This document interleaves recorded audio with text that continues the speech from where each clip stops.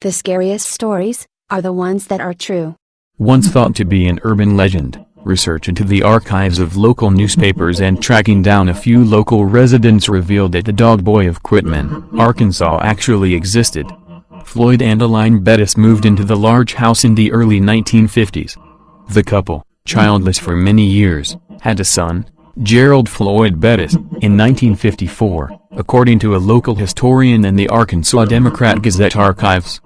Gerald was a difficult child from early on, reported those who knew of him.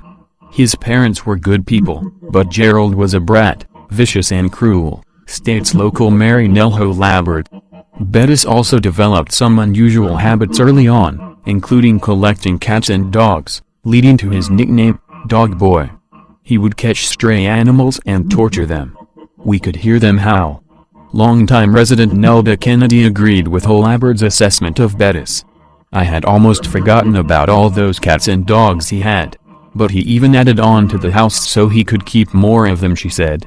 Kennedy also confirmed that Bettis had difficulties at school. Kids would pester him and take things away from him. It was like he wanted to be aggravated to get attention. She cited one instance in which there was a large family reunion at Quitman City Hall. Gerald took one of those old chaise lounges over there. You know, like the ones that the Romans would lay back on? He got some grapes and laid down on it to eat them in front of everyone, she said. Bettis' actions allegedly turned more sinister. He kept his parents virtually imprisoned in the upstairs part of that house. He would feed them, but only when he decided it was time for them to eat. By the time he was an adult, locals say Bettis towered over his elderly parents at 6'4", and weighed close to 300 pounds. It was also regularly reported that he beat up his father and even threw him out of an upstairs window one time during his teen years. Although he was in his 70s at the time, the elder Bettis hung on to the legend till the local police showed up. According to the Heber Springs Sun-Times, Floyd Bettis died in 1981 after an illness at his home. Others say he was pushed down the staircase and died of a broken neck. I was afraid of Gerald, said Kennedy. If you had ever seen his eyes, they seemed to glow at night. One time he came over here and got onto us because we had trimmed a magnolia tree that overlapped into his backyard. And when they started cleaning that house up, one of his uncles came to my house to borrow a gun, because he was afraid that Gerald would get riled up. In the early 1980s, Elaine Bettis fell and broke her hip, requiring a trip to the hospital.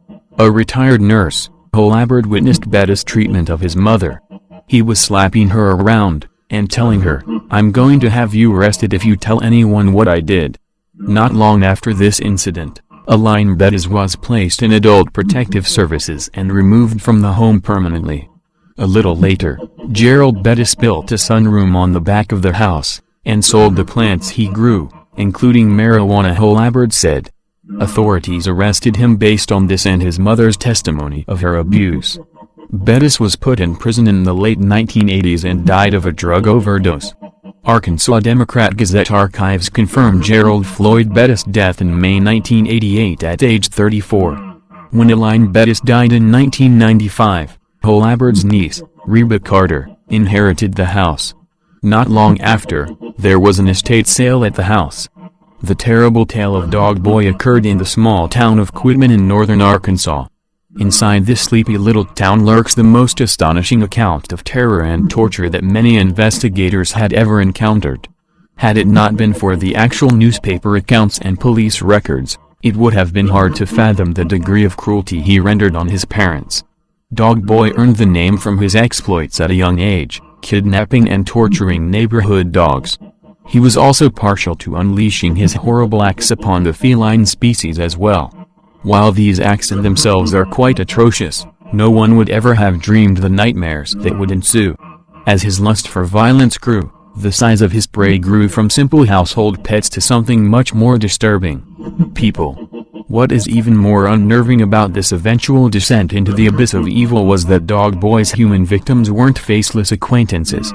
The object of his disdain and experimentation fell upon the givers of his own life, his parents. He kept them as prisoners in their own home, subjecting them to whatever sick and twisted violent acts he fancied. No one is exactly sure how long the abuse lasted. The testimony of the only witness, His mother was uncertain due to the frailty of her mental capabilities after the years of torture that she and her husband had endured. The end of this vicious tale came with the death of Dog Boy's father. It is reported that he fell from the top of the stairwell, breaking his neck and ending his tortured existence. Locals of the small rural community believe that this was the final act of Dog Boy's sick pursuits. They believe, and rightly so, that Dog Boy pushed his father down the stairs. Upon the discovery of the body, Arkansas State Police uncovered the shocking truth of what had transpired and freed Dog Boy's mother from her son's dungeon. It is said that the house is haunted by the spirit of Gerald Bettis, and possibly by his father's spirit as well. The entity has a bad habit of moving objects around the house. An apparition of a large man dressed in a brown jacket and bow tie occasionally watches passers-by from the top floor window. A medium once commented that Gerald cursed us and told us to leave his house.